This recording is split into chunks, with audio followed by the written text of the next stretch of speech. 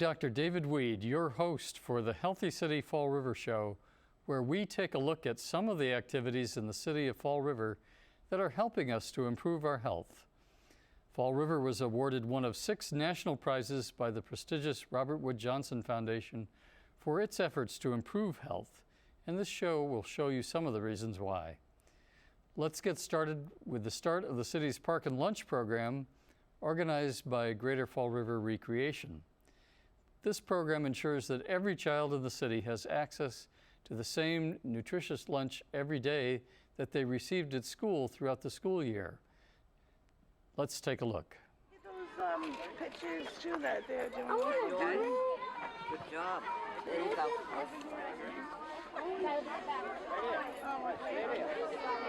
Good job, Vanessa.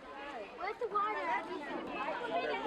In a couple of minutes, everyone's going to have to take a little break from their crafts because we're going to have to set up the lunches on the tables. Okay? And then we can go back to doing our crafts. You guys hear that, right? All right? How about start cleaning up now? Overused, and then they.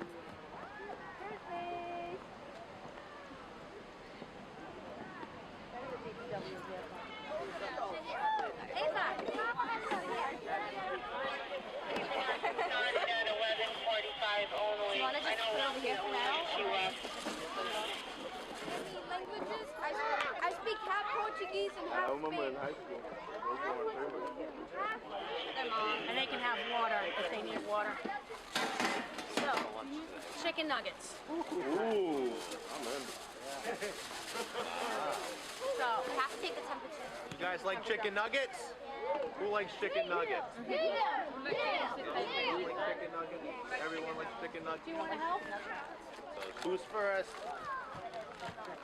Over here, what's your name? Get some more. Come on over, sweetheart. Come on over. We got one for you. Grab your milk too, okay? Chocolate or regular? Sure. Here. You want regular milk or chocolate? Regular? Here you go. What type of milk do you want? Chocolate or regular? What milk does she want? Do you know?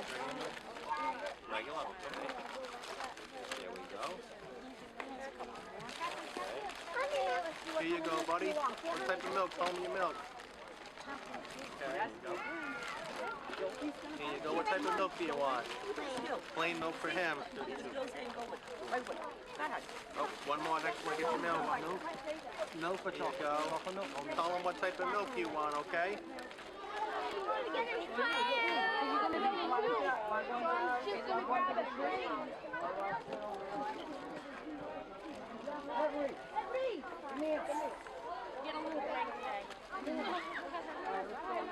Go play in the web.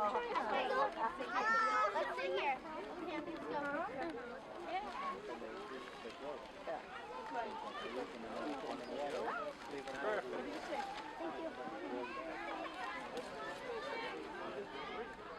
Check 1, 2, 3, ABC. Yeah, Mayor Flanagan, a very successful program that's been going on for years here in Fall River. Just your comments on it?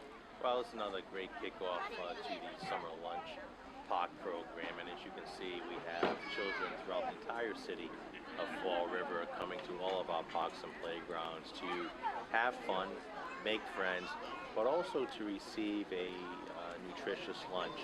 And there's a number of partners that make this happen, from the Community Development Recreation Agency to the Workforce Investment Board, to the Florida Housing Authority, to our corporate sponsors like Bank 5. Everybody coming together. The Fall River School Department actually helps cook the lunches and have them brought here with our Department of Community Maintenance. So every single department is working together to make this happen. Of course, we're asking the private sector too to step up and make a difference here. So our main goal is to make sure our children are safe during the summer months, but also to make sure they get a nutritional lunch. Many children relied upon the food they got in the school system to make sure that they were full and nutritious. And now with summer being here, school's out. So the children who relied upon those nutritional lunches no longer have school to get them. So we need to step up and fill the void here, and that's exactly what we're doing. So, they're eating a very healthy lunch for them. The lunches come here, they're nutritious, and hopefully the kids get to have a full stomach for the day, and that's important. So I want to thank all the partners here for making this another successful year, and I'm proud to be a part of it too. Great, thank you. Yeah, Grace, just tell me how long the program's going on. Approximately like how many numbers as far as that you actually feed during the summer? Well, Greater Fall River Recreation has been sponsoring the program for roughly 18 years. And over the years, we have ranged between 35,000 to 40,000 lunches during a 9-week period. We're very excited this year. The school department has offered to do a one-call system where they're contacting all the households of the students of the Fall River Public School System once a week, letting them know that we are out at 8 parks and 3 housing developments serving these free lunches and also doing some free activities for the children. Yeah, you do not only a healthy meal, but activities at each park that you guys do. And if you could also mention after that, like how many parks are involved? Well, besides the nutritious lunch that we do serve, we do have free activities. As you can see, we have roughly 100 children here at Kennedy Park, and they've done some arts and crafts. We will also have games available to them, and we always have sporting equipment so the kids can, play wiffle ball, kickball, basketball, whatever they'd like to do. We are here to give them a free and fun summer. Great. Anything else you want to add that we haven't talked about? Well, my only thing that I need to add is I want to make sure kids come out, enjoy the summer. We're here for you between 11 and 2 at those 8 parks. So please come out and enjoy the free summer activities. What a great program. I understand by the end of July, over 25,000 lunches were distributed, a major increase this year thanks to Recreation's efforts to get the word out to parents. Now let's go to the other end of the age spectrum to see what we're doing to help seniors stay healthy. Fall River received a special grant this summer to begin the process of making walking safer and more enjoyable for our seniors. Let's go to the Niagara Senior Center to learn more. Hi, Paul. Hi. You're in the right place. Okay, I wasn't sure. I welcome you all to this great training by Walk Boston, who are just exceptional in the work they've done around the state. The Massachusetts Council on Aging, who said, if you improve things for older people like myself, then you improve it for the whole community. So, because every age will benefit from the improvements that we have made. So, we have Walk Boston here, and as I was saying, they have made improvements. When I first knew their name was Walk Boston, I thought, oh boy, they're doing great work in Boston. And it took me a while to learn that they're doing great work in Boston and in cities and towns and in rural places that have their own problems around making it safe for walking. So I'm really happy to have them with us today. So my name is Wendy Landman. I'm the Executive Director of Walk Boston. This is Brendan Carney, who's our Communications Manager, and Kasha Hart, who's an intern with us this summer. And as Julie said, we actually do work all over the state. In fact, at the last count, we had worked with 101 cities and towns in Massachusetts. And walking is something that everybody can do. It's sort of the entry, most basic form of physical activity that people have, and we are really excited that it's something that has gained more traction in the public health community and the health community, that people understand that walking is exercise, and that in fact people that walk regularly, it helps them stay healthy at least as well as very big running and even more vigorous forms of exercise.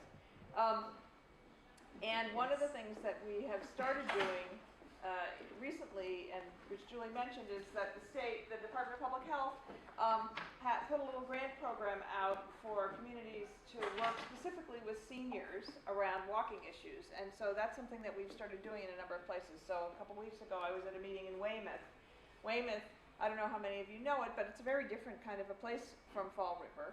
But when we had a meeting there, also a lot of people turned out, like you have here, because really there's a lot of interest in it, and a lot of people want to be able to keep walking to maintain their independence and to stay healthy. And I think that's one of the things that a lot of people are talking about, and probably most of you know the term aging in place, which is, in other words, living in your own home, taking care of yourself, and being able to get around, even if you have to stop driving eventually, that if there are good walking conditions and the destinations that you need for your daily activities within walking distance of where you live, that's something that's very doable and it's very different. Interestingly, this is just one of those little factoids that those of us in the walking world like to know about. So New York City, until about 5 years ago, the longevity in New York City, when you controlled for income and race and the kind of things that social scientists do when they're looking at this, New York City had a shorter lifespan than the average for the country. And now New York City has a longer lifespan than the rest of the country when you control for all those things. And the theory that the head of the New York City Public Health Department had is that it's because New Yorkers walk to get around, and they walk pretty fast, and the subway system in New York was built before the days when escalators and elevators were required. So people actually go up and down stairs as part of their daily activities getting around. And that's the theory when you control for things like income and access to healthcare and all those other things that New Yorkers actually live longer, which is a pretty interesting change in public health. That the thing that's making us unhealthy now is actually lack of physical activity as opposed to the many other things that used to be the primary drivers for living a long and healthy life. So you have good company in wanting to walk and wanting to make sure that Fall River works as a place to walk. So what we're going to do today is do a little training session about what goes into a good walking environment. What we're going to focus on here is the built environment, namely the physical pieces of the environment that make a difference for walking. And then at the end, we'll talk a little bit about some of the other things that make for walkable environment. So I'm going to do that. I'm going to try and do this in about 20 minutes, 25 minutes. And then what we're going to do is go out and do what we call a walk audit in this neighborhood. And we're going to divide up into two groups. One group is going to go toward Route 81 to the main street to go around that. And the other group is going to go in the opposite direction. And I realize I forget the name of the street that we're going to, which is? Yes, thank you. To go up and look at Stafford Street and look at the bus stops and the walk to the park. Okay? But we really do think of this as a training to show you how to do this, not a be-all and end-all that this is the place necessarily that you'd want to do the audit. There are lots of other parts of the community where those of you who live in other parts of the community and use other parts of the community would likely want to be thinking about. So, see you. All right. All right. Have a good walk. That's a popular area. So this is the kind of thing where it's kind of like in rotation. So this at least has a curb ramp. There are many corners that don't have a curb ramp. So unless there were people using this for whom it was a problem, probably the city wouldn't come back for a long time. But so what the real problem at this place is, so Brenda and I stood here for a long time. If you want to cross the street here, there are 3 different signal phases, none of which, first of all, there are no pedestrian signals at all, right? It's just traffic signals. But the other thing which we noticed is there are 3 phases here. One, Tucker has a green. Okay, you wouldn't cross the street then. 2, people turning left onto Tucker have a left arrow. The third, people turning right have a right arrow. Now, when you get an arrow, that as a driver, that usually means it's a sort of free right or free left. You know, if you just have a green ball and you're turning into a street, presumably you're looking for people crossing the street because it's not saying you have a free. You know, there is no time when crossing Tucker doesn't have a moment when cars are told that they basically have an open turn. Yeah. It's bizarre. I actually can't remember seeing a street where, so in theory, there is a crosswalk here, but basically it's set up as if there's not. Right. So,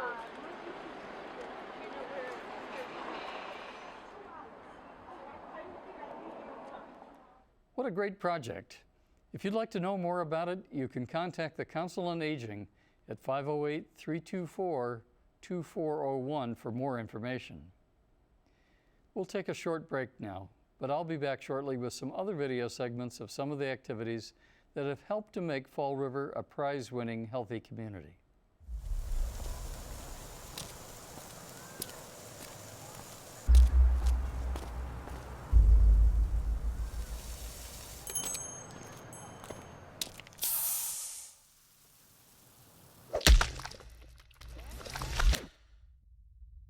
Don't get smacked by fat. Calories from sugary beverages like sodas, sweet teas, and sports drinks can cause obesity that may lead to type 2 diabetes. Learn more at healthycityfallriver.org.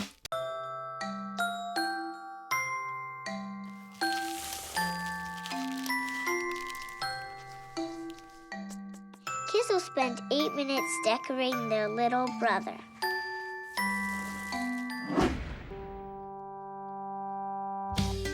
Brushing for 2 minutes now can save your child from severe tooth pain later. 2 minutes, twice a day. They have the time. Hi, I'm Dr. Weed. If you're just joining us, we're looking at some highlights of some of the many healthy activities that have taken place over the past month in Fall River, all part of the Healthy City Fall River initiative to help everyone in the city live an active and healthy life. Every summer, Partners for a Healthier Community organizes a downtown farmers market to ensure that everyone has access to the abundance of locally grown produce in our area. This year, the market has been relocated to the corner of Columbia and Canal Street, right across the street from the Santo Cristo Church. Let's visit them on their opening day.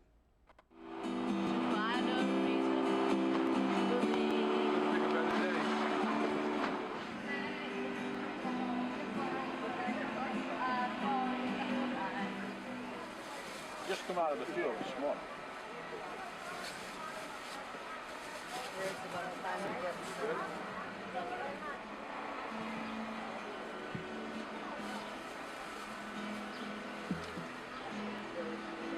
How many of these do you want? Oh, I don't know. Do the yellow. All right, go ahead. Do the yellow. Go ahead. Because all the kale. Okay. There you go. Thank you very much. Oh, we'll see you next Tuesday. Okay.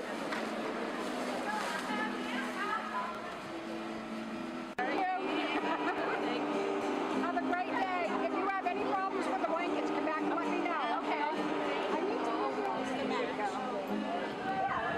Beautiful day to kick off our season, I guess to November, of the outdoor food stands. Yeah, it's a great summer day here down in Columbia Street. And for the last several years, we've been able to spearhead very successful farmers markets. And we moved the location throughout the years too. So when we sat down with our planning committee, CD Recreation, Mass in Motion, Partners for a Healthier Community, Community Development Agency, we said, where can we really try somewhere new to get the most we can out of the farmers market? So we said, let's come down here to Columbia Street, right here on the corner of Columbia and Canal, overlooking the Santa Cristo Church, cobblestone roadways, right here in this little alcove. This area was actually dedicated by Carlton Riveras back in the probably late 80s. And here we are some 20 years later, having the farmers market here. And you can see people are coming in, walking in. It's centrally located. And every Tuesday, we're going to have the farmers market right down here. So it's all fresh, grown, local vegetables. You have some artists down here singing. You have some craft makers down here. And if you're looking for something to do, if you've never been to a farmers market, if you love farmers markets, this is one you really got to try out. And this is probably one of our best locations yet. So this is a success. And I'm hearing from the local businesses, they support the additional foot traffic. I'm speaking to the vendors, they're saying they're doing really well and they like the new location. And has a little bit of cultural aspect to it here. Downtown was nice being downtown, but now we have a different landscape, and this is something really nice, and I encourage people to come down here and check it out. It's awesome too. We have a municipal parking lot right across the street. basically people can just step out their door, you know, and just go to the market. Parking is free. You have the municipal lot here on Columbia Street. It's centrally located. If you want to walk, you can come. If you want to take the bus, you're right near the bus stop. You can take the bus here too. So the location is great. And you know what's really good too? The farmers market's great. But being here on Columbia Street, I'm smelling all the Portuguese bakeries. So if you had smell-o-vision right now, you'd be able to smell all the great smells that I'm smelling right now. From the restaurants to the bakeries, it's just really a great day here. And I encourage people to come down and take a look and see what's here. Thank you. Thank you. Yeah, Anne Marie, new location this year. Is it hard to get vendors as far as like every year? I know you have staples that come back every year, but you also have some new ones too. Right. Actually, a lot of our vendors this year came from our winter market and have never done any of our summer markets before. So we welcomed Douglas Honey, who sells fresh honey, and we also welcomed Sprig Jellies. So they have different kinds of jams and jellies that you wouldn't be able to buy in your average grocery market. But like you said, we do have our staples, and we have some new crafters that'll be coming later in the season. So we're really excited for that. It's great too, like other years we've had, people have been able to use their tokens to actually take part and eat healthy. Yes, so we accept credit, debit, food stamps, cash, anything anybody wants to give us we'll take. No, but we can scan their cards and give them the tokens. They can still buy their fresh produce, and they can eat healthier, like you said. Yeah, get recipe ideas here. And I was just wondering basically too, it's really neat, roving locations. Last year we were downtown Fall River. People got to take advantage of that. Now this neighborhood gets to take part in this too. Yeah, we're excited to be down here on Columbia Street. We have a lot of foot traffic of people just walking. We have some apartment buildings nearby. We also have street traffic and a great parking lot that people can park in for free right across the street. So many ways to access this place. So we're very excited to see what kind of crowds we get. I was curious, like, Anne Marie, if you could tell me how many years has this been going on and just how much it's grown. I believe this is our 6th year of the farmers market. Am I right? Okay. This is our 6th year of the farmers market, and we've seen our returning vendors, we've seen new vendors. A lot of people from our fitness challenge have been interested in coming to the market to eat the local produce that they've heard so many great things about. So we love just watching and learning from people. We have UMass Nutrition Extension Program who comes here with healthy recipes and does some cooking demonstrations so people can learn to use what they're buying here. So we've had a great past 6 years, and we're hoping for another great summer. Oh, Anne Marie, you mentioned one partner, UMass Dartmouth. Can you also mention the other partners in the city that help you plan this out? Sure. This initiative is through Greater Fall River Partners for a Healthier Community, as well as the City of Fall River. So the Mayor's Office, DPW has been great in helping us with this location and getting it ready. And we've worked very closely with the city as a whole to make sure that this is successful. Yeah, Anne Marie too, always a nice touch each year. You had the Nuvo Duvo last year, and now this new artist that is singing. Yes, we have Anne Marie Gazdick here today. She played for us once last year, and she asked to come back again. We're always looking for musical talent to come and display what they have to offer for the market. Last year we worked with TJ's Music. We're hoping to get some of those young people back up here again, as well as Nuvo Duo. Hopefully will make an appearance, and the Corey sisters, and just different people that we can try to get here and play some music to set a nice vibe for our patrons. Anything else you want to add, Marie, about, and also, I guess this goes through November. This actually goes from July 1st through September 30th, every Tuesday, 3:30 to 6:30 p.m. here on the corner of Columbia and Canal Street. And so we have a market on Mondays at St. Anne's Hospital, and that goes from 11:30 a.m. until 3 p.m. Wednesdays we have Ruggles Park from 9 a.m. to 3 p.m.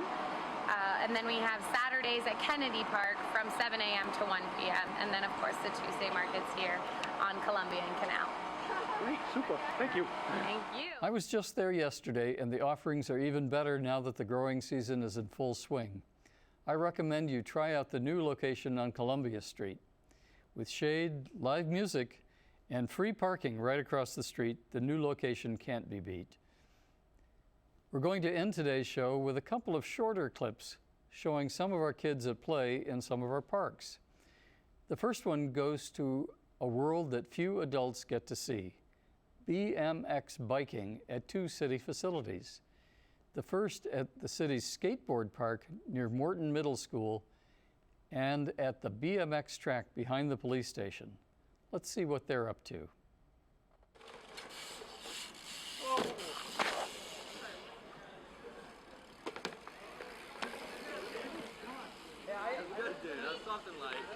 How often do you guys come over here? Every day. Every day. We come here a lot. Yeah. And Except for you. what do you like about it? All of our friends come here, so it's pretty much like our big hangout. A lot of us live in different parts of the city, and this is like our meetup place. Great. So how many hours are you over here during the summer? 6 maybe. Yeah, 6 or more Yeah, a day. great. 6 to 8 hours a day. Okay. And how often are you on your bikes? All the time. All the Yeah, time. a lot. Okay. So you get a lot of exercise. Okay. You think this is something that the city should support? Oh, definitely. Okay. Should we have more of these? Yeah, more skate parks. Or just fix up this one so more people will come to it. Okay. Well, we'll see what we can do about that. All right. All right. Thank you all very much. You're welcome.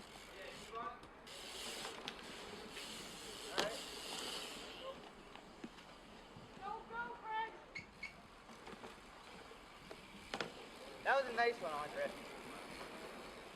Ready?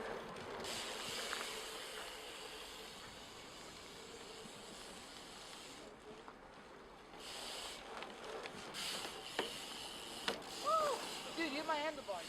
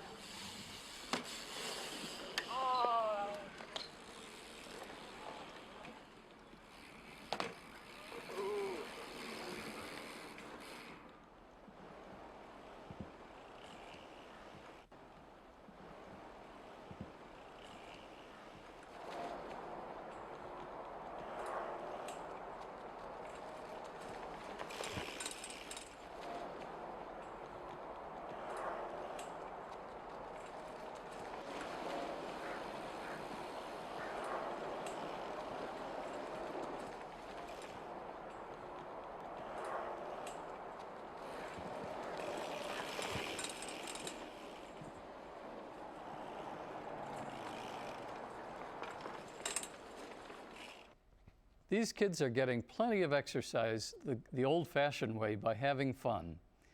It's really great to see these 2 little-known parks in use every day. We'll end with a brief glimpse of kids at play in Griffin Park in the Corky Row area of the city. We'll start with kids receiving free bike helmets given away by members of Bike Fall River. Let's watch. I want this one.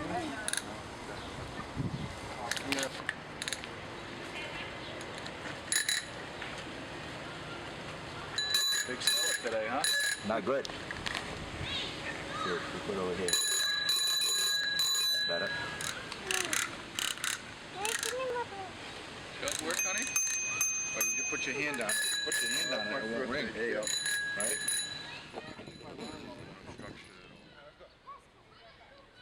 Right there, right there.